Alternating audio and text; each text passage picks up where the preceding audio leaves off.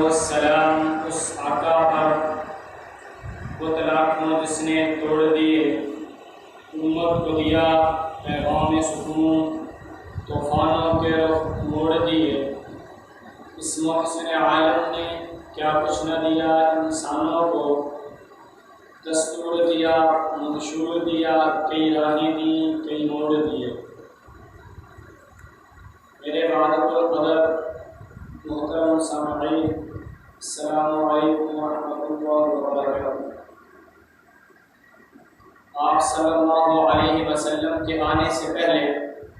اس دنیا میں ہر طرف کفر کے بادل چھائے ہوئے تھے، شرک کی بدبو کا تعفن پھیلا ہوا تھا، ظلمت کے گھٹا ٹوپ اندھیروں سے عرب کی دھرتی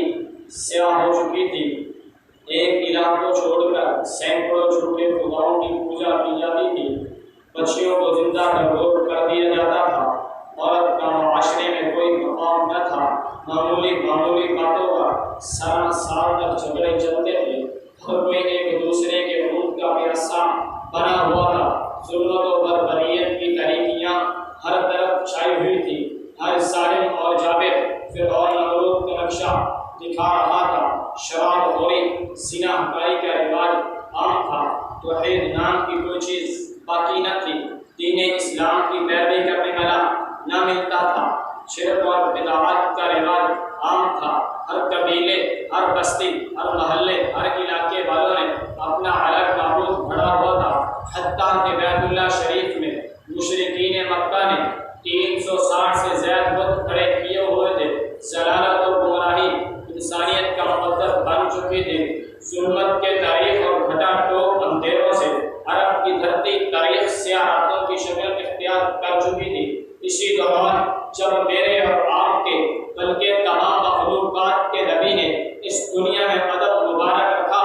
تو ظلمت کی اندھیری راتیں ختم ہو گئی، کفر پر لرزہ طاری ہو گیا، شرک اور بدعات کے آواز ہلنے لگے، کیسر و کسریٰ کے گگرے ٹوٹنے لگے، شاہی درباروں میں کھلبلی مچ گئی، لات و منات، حبل و عزا چونکہ مشرکوں کے جھوٹے خدا تھے الٹے منہ گر پڑے، شرک اور بدعات کے دروازے بند ہو گئے، پہلے جو دشمن تھے اب دوست اور جانسار بن گئے، بچیوں کو زندہ برباد کرنا چھوڑ دیا گیا، قتل و غارت کا بازار سرد پڑ گیا، شراب خوری، زنا کاری کا رواج عام ہو گیا۔ میرے نبی کے آنے کی دیر تھی کہ پورا عالم آپ کے آنے سے روشن ہو گیا، پورا عالم آپ کے اخلاق حسنہ سے تابناک ہو گیا، پورا عالم آپ کی سیرت اور کردار سے منور ہو گیا۔ دنیا کائنات کا یہ سارا نظام میرے نبی کی وجہ سے بنایا اور سجایا گیا، اگر میرے نبی نے آنا نہ ہوتا تو کائنات کا یہ نظام بنایا اور سجایا نہ جاتا۔ ہاں پھر مجھے کہنے دیجیے، اگر میرے نبی نے آنا نہ ہوتا تو صدیق کو صداقت نہ ملتی، فاروق کو عدالت نہ ملتی، عثمان کو سخاوت نہ ملتی، علی کو شجاعت نہ ملتی، صدیق کو صداقت ملی تو میرے نبی کی وجہ سے، عمر کو عدالت ملی تو میرے نبی کی وجہ سے،